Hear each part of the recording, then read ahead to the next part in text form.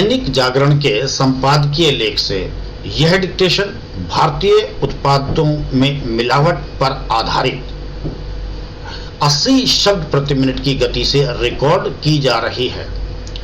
इस डिक्टेशन के अंत में इसकी आउटलाइन भी लिखी हुई है। प्रशिक्षार्थी उन आउटलाइनों का लाभ भी ले सकते हैं। 10 सेकंड के बाद डिक्टेशन प्रारंभ होगी। रेडी?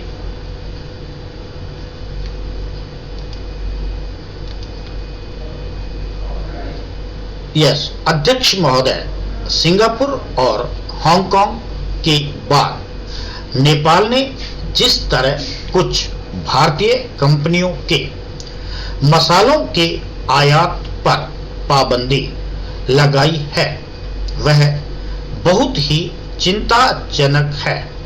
इसलिए यह और भी अधिक चिंताजनक है कि अब न्यूजीलैंड और अमेरिका ने भी यह कहा है कि वे भारत से आयात होने वाले मसालों की गुणवत्ता की जांच करेंगे। यह ठीक है कि एक के बाद एक देशों की ओर से भारतीय मसालों की गुणवत्ता पर सवाल उठाए जाने पर सरकार ने यह कहा है कि वह नए मानक तैयार करने के साथ ही यह भी देखेंगी कि भारतीय मसाला कंपनियों के खिलाफ विभिन्न देश जो कदम उठा रहे हैं उसके पीछे कहीं कोई साजिश तो नहीं है। लेकिन अच्छा होता कि सरकार तभी चेत जाती जब सिंगापुर और हांगकांग ने एमडीएच और एवरेस्ट कंपनियों के मसालों में हानिकारक पदार्थ पाए जाने की शिकायत करते हुए उनके आयात पर पाबंदी लगा दी थी। क्योंकि भारत मसालों का सबसे बड़ा निर्यातक है और उनके निर्यात से देश को अच्छी खासी विदेशी मुद्रा प्राप्त होती है। इसलिए भारतीय मसाला बोर्ड के साथ साथ सरकार को समय रहते सजगता दिखानी चाहिए थी। मसालों की गुणवत्ता को लेकर पहले भी सवाल उठते रहे हैं। कई बार यह सामने आ चुका है कि देश में बिकने वाले विभिन्न कंपनियों के मसालों की गुणवत्ता ठीक नहीं होती। उनमें अखाद्य वस्तुएं तक मिलाई जाती हैं। बात केवल मसालों की ही नहीं है, अन्य अनेक खाद्य एवं पेय पदार्थों के साथ साथ दवाओं की गुणवत्ता की भी है।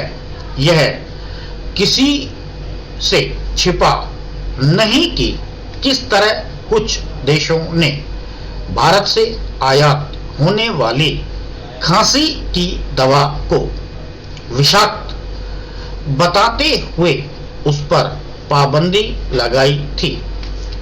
इसके बाद भारत सरकार को कार्रवाई करने के लिए विवश होना पड़ा था। प्रश्न यह है कि आखिर भारतीय उत्पादों की गुणवत्ता पर दूसरे देशों में सवाल उठने के बाद ही सरकार और उसकी एजेंसियां क्यों चेतती हैं? भारत में खाद्य एवं पेय पदार्थों के साथ दवाओं की गुणवत्ता के साथ समझौता होता ही रहता है। यह इसीलिए होता है क्योंकि जिन पर भी यह सुनिश्चित करने का दायित्व है कि मानकों से कोई समझौता न होने पाए, वे लापरवाही का परिचय देते हैं।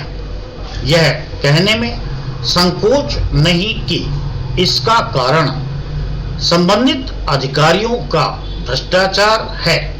यह निराशाजनक है कि भारतीय खाद्य सुरक्षा एवं मानक प्राधिकरण न तो भारतीय कंपनियों के उत्पादों की गुणवत्ता की सही तरह छानबीन कर पाता है और न ही बहुराष्ट्रीय कंपनियों के उत्पादों की यह डिक्टेशन लगभग 5 मिनट की 80 शब्द प्रति मिनट की गति से रिकॉर्ड की गई है। इस डिक्टेशन की आउटलाइन भी लिखी हुई है। प्रशिक्षार्थी इन आउटलाइनों का भी लाभ ले सकते हैं। प्रशिक्षार्थियों को एक सलाह दूंगा कि जब भी ये डिक्टेशन अपलोड होती है, सबसे पहले इसे अनसीन समझकर इसको लिखने का प्रयास करें। फिर जहां कठिन शब्द आते हैं वो आप इस डिक्टेशन की आउटलाइन का लाभ ले सकते हैं। उसके बाद फिर इसको सीन एक्सरसाइज करके दोबारा लिखें, ताकि आपको दोबारा लिखने में कहीं कोई गलती ना आए।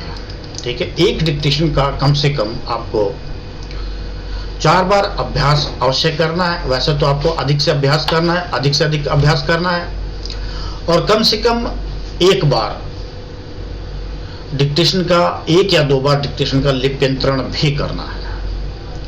और कोशिश कीजिए कि डिक्टेशन में अधिक से अधिक वाक्यांशों का प्रयोग करें, ताकि डिक्टेशन के बीच में यदि आप आगे पीछे हो जाता है तो वो वाक्यांश आपको समय मैनेजमेंट करने में मदद कर सके। जैसे इसमें लिखा हुआ है, यह सामने आ चुका है, आप इसको एक साथ लिख सकते हैं। हालांकि मैंने डिक्टेशन में अलग अलग लिखा है, आप एक साथ लिख सकते हैं।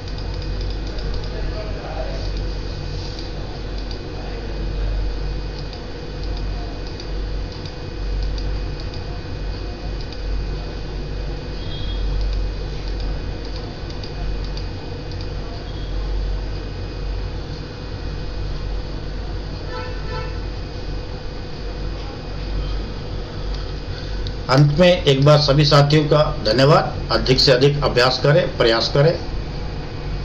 सभी साथियों को नमस्ते। जय हिंद, जय हिंदी, जय भारत।